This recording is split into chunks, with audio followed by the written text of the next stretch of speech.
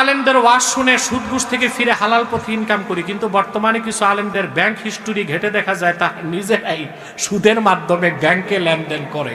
যে মৌলবি সুদ নেয় সুদ দেয় ওইটা আলেম না, ওইটা জালেম। ব্যাংকিং বিকাশে লেনদেন সিস্টেম হালাল নাকি হারাম? দেখুন ব্যাংকিংটা তো সুদ আছে। এই এই এই ছোকরারা বসে, বাচ্চা মানুষ না, এত রাত হয়েছে, ক্লান্ত হয়ে গেছে। শোনেন ভাই, ব্যাংকটা কেন পৃথিবীতে সৃষ্টি হয়েছে জানেন? সুদের ব্যবসার জন্য না, টাকা আমানত রাখতে। অথবা আপনি ব্যাংকে লেনদেন করতে পারবেন যদি ইন্টারেস্ট না নেন। এখন ব্যাংক যদি আপনাকে ইন্টারেস্ট দেয়, আপনি ওইটা নিয়ে যদি গরিবদেরকে বিলি করে দেন সওয়াবের আশা ছাড়া, তাহলে সমস্যা নাই। বিকাশ, বিকাশ হচ্ছে টাকা পৌঁছানোর একটা মাধ্যম। যেহেতু তারা টাকাটা পৌঁছে দেয়, সার্ভিস চার্জ হিসেবে কিছু আপনার থেকে নিতেই পারে।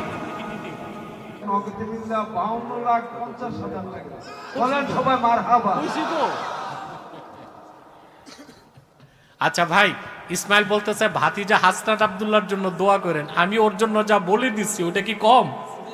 কথা বলে না। আকলমন্দ কে লিয়ে ইশারা কাফি, ঠিক কিনা? হাসনাত আমার কাছে গিয়েছিল গত বছর, অনেক সময় দিয়েছে। আজকে হয়তোবা সে ব্যস্ততা আসে নাই, আমি তার জন্য দোয়া করি আল্লাহ তাকে সততার উপর প্রতিষ্ঠিত রাখ। অনেকগুলো প্রশ্ন আসছে, উত্তর দিতে হবে। ইয়া আল্লাহ, আজকে এত প্রশ্ন, এ কি 10 বছরের প্রশ্ন জমাইছো নাকি?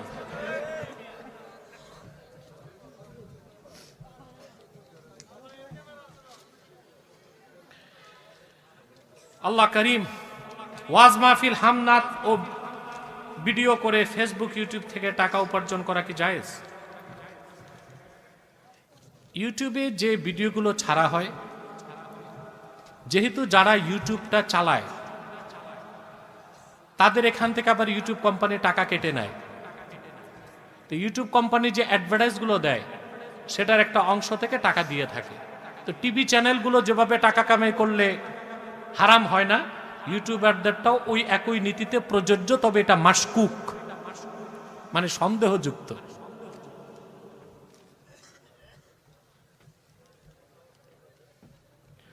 শেষ বৈঠকে সামিল হওয়ার সাথে সাথে ইমাম সালাম ফিরিয়ে ফেললে মুক্তাদি কি তাশাহুদ পাঠ করে দাঁড়িয়ে নামাজ শুরু করবে? না, কারণ তার তো রাকাতগুলো ফরজ। রাকাতগুলো কি? ইমাম সালাম ফিরিয়ে ফেললে সাথে সে বসার সাথে সাথে সালাম ফিরালে সে সালাম ফিরানোর পর দাঁড়িয়ে নামাজগুলো আদায় করবে। আর যদি একটু সময় পায় তাহলে সে বসে থাকবে না, তাশাহুদ পড়বে।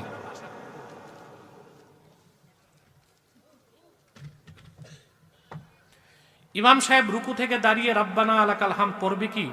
এটা উত্তম। সামি আল্লাহু লিমান হামিদাহ রব্বানা ওয়ালাকাল হামদ, এটা যদি পড়ে উত্তম।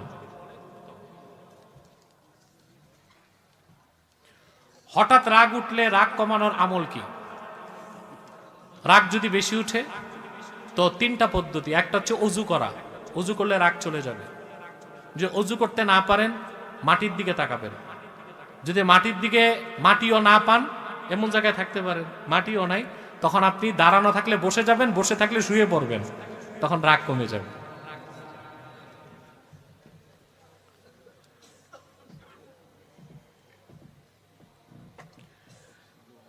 উচ্চ আদালত সিদ্ধান্ত দিয়েছে দ্বিতীয় বিয়ে করলে তার প্রথম স্ত্রীর অনুমতি লাগবে না। এই বিষয়ে শরীয়ত কি বলে?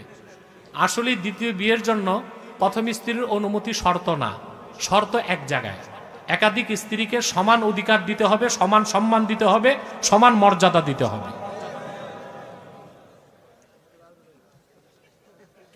হঠাৎ টাকার প্রয়োজন হলে কি আমল করব? হ্যাঁ, ভালো প্রশ্ন করছেন। ফজর নামাজের পরে 11 বার দরুদ সালাম পরে এই দোয়াটা পড়বেন, আল্লাহুম্মা কফিনি বিহালালিকা আন হারামিক ওয়া আগনিনি বিফাদলিকা আম্মান সিওয়াক, 100 বার। আবার 11 বার দরুদ সালাম পড়বেন, আল্লাহর পক্ষ থেকে আপনার কাছে রিজিক চলে আসবে। তবে হাত পা বন্দি করে না, চেষ্টা করে যেতে হবে। স্বামীর পায়ের নিচে স্ত্রীর জান্নাত, এটা কি সত্য? দেখুন, এই ব্যাপারে একটি রাওয়ায়াত ইবনু মাজাতে আছে। তবে সনদ নিয়ে মুহাদ্দিসদের কি লোকাল আছে। কিন্তু মায়ের পায়ের নিচে সন্তানের জান্নাত, এটা একদম সহিহ riwayat। ইন্নাল জান্নাতা তাহতা আকদামিল উম্মাহাত। কথা বুঝতে পারছেন? এই বছর শবে মেরাজ কবে এবং শবে মেরাজের বিশেষ আমল কি? আল্লাহর হাবিব মুহাম্মদ সাল্লাল্লাহু আলাইহি ওয়াসাল্লাম ১৫০০ বছর আগে ধুলক বুলক ছাড়িয়ে সাত আকাশ পেরিয়ে রজব মাসের ২৭ তারিখ দিবাগত রাতে মহান আল্লাহর কাছে আরশুল্লাহিল আযীমে যে আল্লাহ সাক্ষাৎ লাভ করেছেন। তো প্রতি বছর মেরাজের ২৭ রজব আসলেই ১৫০০ বছর আগে সেই মেরাজের রাতের কথা মনে করে মুমিনদের আনন্দ লাগে এবং তারা এটাকে মাহফিল করে, দোয়া করে, মিলাদ শরীফ পড়ে, ঠিক না? এতে কোনো সমস্যা নাই। এই বছর হচ্ছে আগামী শুক্রবার।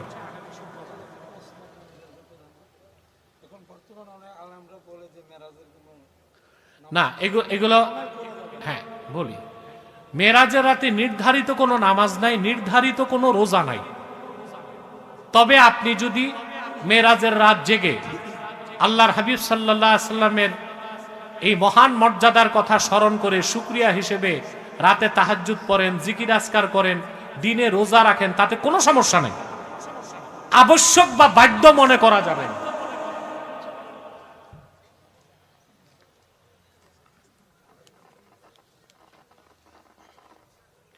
দাঁড়িয়ে প্রস্রাব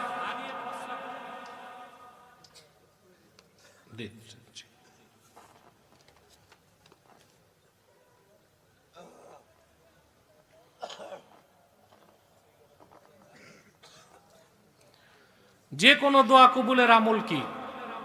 দুইটা জিনিস দোয়া কবুলের জন্য, একটা হচ্ছে আকলুল হালাল আর একটা সিদকুল মাকাল। হালাল খেতে হবে, সত্যবাদী হতে হবে, তাহলে আপনার দোয়া আল্লাহ কবুল করবেন।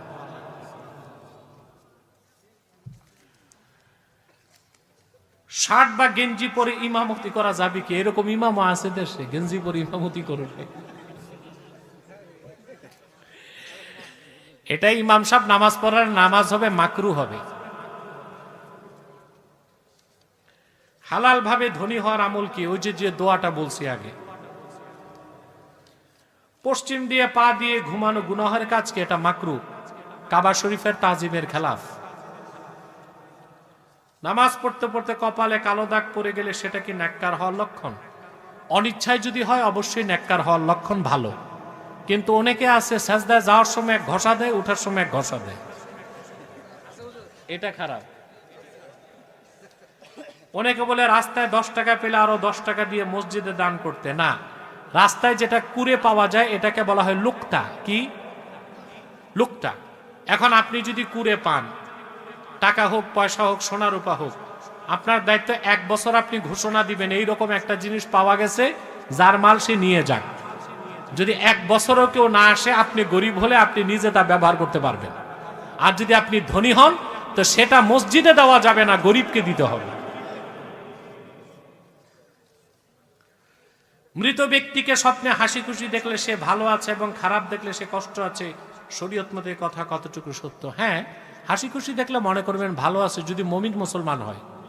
আর যদি দেখেন হাসি খুশি নাই, তো বুঝতে পারেন মুসিবতে আছে। তবে একটা বিষয় হাদিস শরীফে উল্লেখ আছে, যদি আপনি দেখেন সাদা পোশাকে আছে তো বুঝবেন সে নাজাত পাইছে, আর যদি দেখেন লাল পোশাকে তো বুঝবেন বিপদে আছে। পরিবারের সাথে বিনোদনের উদ্দেশ্যে লুডু খেলা কি জায়েজ? এটা মাকরু। আঙ্গুলের সকল খেলা শরীয়তে মাকরু। নিজের অজান্তে হারাম সম্পদ উপার্জন করার পরে জানলাম এটা হারাম, সেই ক্ষেত্রে ওই সম্পদ কি করব? হারাম সম্পদ সওয়াবের আশা ছাড়া গরিব মিসকিনকে দান করে দিবেন, তাইলে আর আপনার গুনাহ থাকবে না।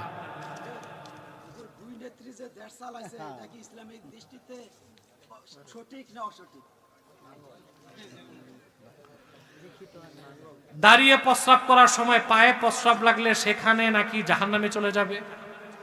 দেখুন, মাসালাটা ভালো মতো খেয়াল রাখবেন। বিনা কারণে দাঁড়িয়ে প্রস্রাব করা এটা মাকরু, হারাম না, মাকরু, আদবের খেলাফ। আর যদি কোনো ওজর থাকে তাহলে দাঁড়িয়ে পেশাব করলে মাকরুও হবে না। ওজরটা কি রকম?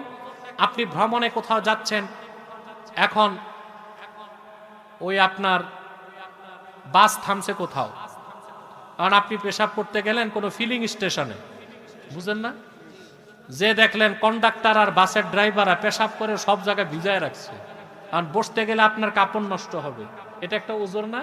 তখন আপনি দাঁড়িয়েই পেশাব করবেন, আপনার গুনাহ হবে না, মাকরুও হবে না। তো দাঁড়িয়ে পেশাব করাটা মাকরু, এটা কি বিনা কারণে আদবের খেলাফ। যদি ওজর না থাকে তো বসেই পেশাব করবেন। আর যদি দাঁড়িয়ে পেশাব করাটাই মাকরু হয়, সেই ক্ষেত্রে পেশাব যদি পায়ে লাগে সেটা জাহান্নামে যাবে, এরকম কথা নাই। তবে অবশ্যই পা 3 বার ধুইতে হবে, কাপড়ও ধুইতে হবে। স্বামী মারা গেলে স্ত্রীর সাদা কাপড় পরার নিয়ম কোরআনে আছে কিনা? এহদাদ, আপনাকে স্ত্রীকে শোক পালন করতে হবে 4 মাস 10 দিন। ওই 4 মাস 10 দিন রঙিন কাপড় পরবে না, স্বর্ণালঙ্কার বেশি পরবে না, কথা বুঝতে পারছেন? স্বামীর গাড়ি ছেড়ে সাজসজ্জা করে কোথাও যাবে না।